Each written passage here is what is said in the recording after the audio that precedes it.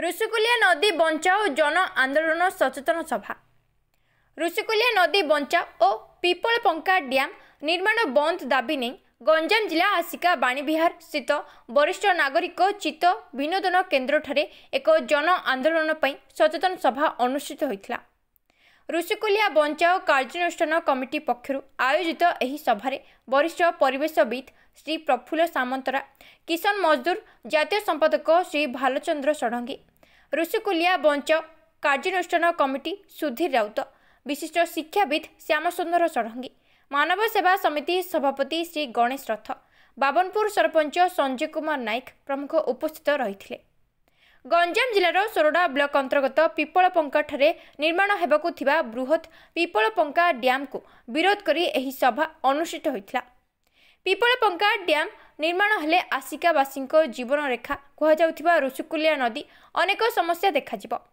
विशेषकर डैम निर्माण हेले जिलार कृषि कृषक गृहपालित पशु और सर्वोपरि गंजाम और कंधमान सीमांतरे थिबा गाजलबाड़ीर पाखापाखि 1200 हेक्टर जंगल क्षतिग्रस्त हेब। तासह 23टी गाँवर हजार हजार एकर चाष जमी पानी रे बुड़ी नष्ट होबार संभावना थिबारु अनेक लोक जीवन जीविका हराइबा। एसबू दृष्टि रखी आज एक ऋषिकुलिया बंचाओ कार्यानुष्ठान कमिटी पक्षर एक जन आंदोलन सचेतन सभा करा जायथिला। आगामी दिन में जदि एही पिपलपंका डैम प्रकल्प निर्माण बंद न हुए ताहले ऋषिकुलिया बंचाओ अभियान एक विराट आंदोलनर रूप नेब कहिसेंती बुद्धिजीवी माने। ऋषिकुलिया नदी संपर्क करवा गोटे दुष्टता हम, कारण आप ऋषिकुलिया नदी को पाखर देखुं। आम जो मैंने ब्रह्मपुर रहू आमपाई नदी जी निकट नुहे आपण नदी हूँ आपण जीवन सहित जड़ित। तेणु आसिकार ऋषिकुलियार महत्व उपर अधिक कहबार कौन आवश्यक ना, किंतु गोटे कथा कहबी आज जो ऋषिकुलिया जनसाधारण गर्व अनुभव कर ऋषिकुलिया नदीर गोटे गुरुत्वपूर्ण स्थान हूँ आसिका एवं जो नदी पर आपण मैंने गर्वित से नदी आज मरण मुखरे जाऊँ। आज जो अवस्था आप देखुं ऋषिकुलिया नदीर 50 वर्ष तले कि 30 वर्ष तले से भली परिस्थिति नथिला। आज को कारण नदी आदि मरिबाकू जाउछि ताको आमे जानिबा दरकार। आमे एथि आज एकाठी हेचे जे गत किछि वर्ष धरी ऋषिकुलिया उपरमुंडरे गोटे डैम करबा पई सरकार योजना करिसंती। पूर्व सरकार योजना करथिले, अर्थ बराद करथिले एवं वर्तमान नुआ सरकार आसिला परे मध्ये से डैम को किमिति कार्यकारी करा जिवो त्वरान्वित करा जिवो सेति पई पदक्षेप आरंभ होईछि। ए भितर जनशुणाणी भी गत डिसेंबर 24 तारिख दिन शेष होईछि एवं जन सेही अंचलर जमी को अधिग्रहण करबा पई मध्ये जमी अधिग्रहण अधिकारी नियुक्त होईछन्ति सोरडा तहसीलदार। तेणु सरकारी स्तर में जोरसोर उद्यम चलछि डैम करबा। आमे नीतिगत भाव में कौन डैम आमे सब संपूर्ण विरोधी न किंबा कौन प्रकल्प आमे विरोध कोटी भी कर विश्वास करूना, किंतु जिते डैम होची जेकोसी गोटे प्रकल्प होची तार गोटे सोशियो इकोनॉमिक कॉस्ट हिसाब हवा दरकार जे से प्रकल्प रे लाभ केते क्षति केते। यदि लाभ क्षति को आकलन कला परे लाभ हबो बोली आमे भाबिबा ताले से प्रकल्प रे किछि आपत्ति नै, किंतु आमे जते देखिबा ऋषिकुलिया नदीर उपर मुंडरे जदि डैम करा जाए पिपलपंका रे, जो पिपलपंका होची ऋषिकुलिया नदी और ओडंगी नदीर संगम स्थल एवं गंजाम जिल्लार सबुठु घंच अंचल बोली घंच जंगल अंचल बोली कहा जिवो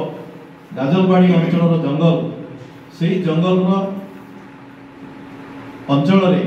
डैम जो तैयारी करा जाउची सरकार प्रकल्प रिपोर्ट अनुसार 1272 हेक्टर जंगल जमी नष्ट हो।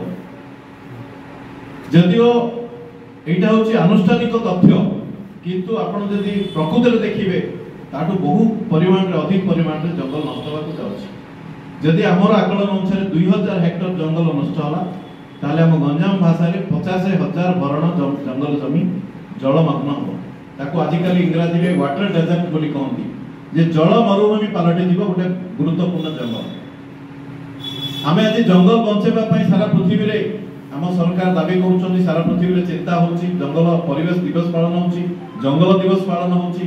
विभिन्न दिवस पालन करुछे किंतु अन्य पटे जोठी जंगल भल जंगल अछि ताको नष्ट करबा पय हमर आमे नीति तयारी करुछे तेणु आज जेतले ऋषिकुल्या नदीर ऊपर मुंडे डैम तयारी हबो आपण चिंता करंतु आज जहा पानी ऋषिकुल्या आछि ताको जदि डाइवर्ट कर दिया जिवो पाइपलाइन रे